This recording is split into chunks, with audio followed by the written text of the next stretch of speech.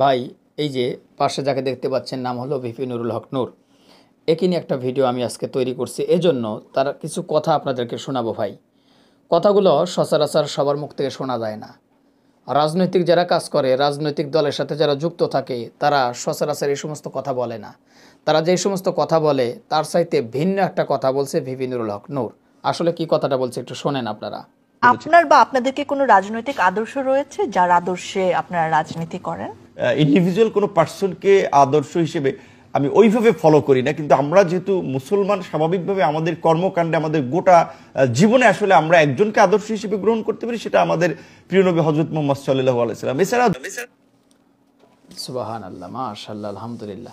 প্রিয় দর্শক, ভিপি নুরুল হক নূরকে সাংবাদিক প্রশ্ন করেছে যে আপনি কার আদর্শ লালিত হন বা কার আদর্শ পালন করেন।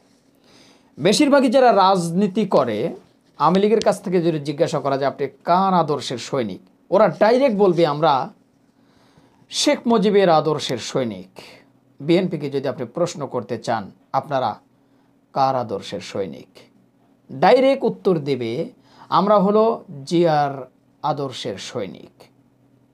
তারপরে যদি আপনি জাপা অর্থাৎ জাতীয় পার্টিকে যদি প্রশ্ন করেন আপনারা কার আদর্শে লালিত, তারা বলবে আমরা কি বলে আপনার কি জানি কাক্কু নাম, কাদের সাহেব না কি যেন নাম ছিল, যাই হোক আমার মনে এরশাদ সাহেবের আদর্শে লালিত।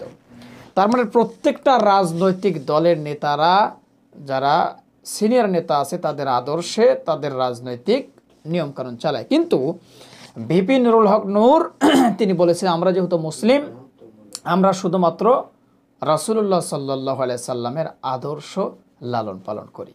প্রিয় দর্শক, আমার কাছে কথাটা খুবই ভালো লাগছে।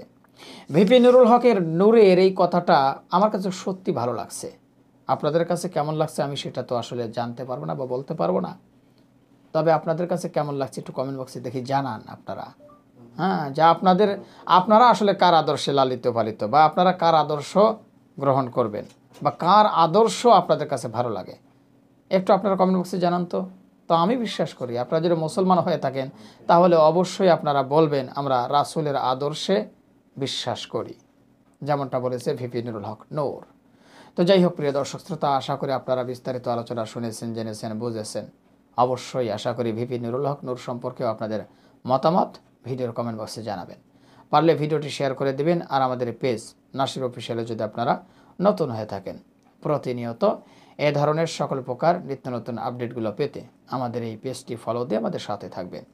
আর ইতিমধ্যে যারা ফলো দিয়েছেন সবাইকে অসংখ্য ধন্যবাদ জানিয়ে ভিডিওটি এখানে শেষ করছি। সে পর্যন্ত সবাই ভালো থাকবেন, সুস্থ থাকবেন। আল্লাহ হাফেজ।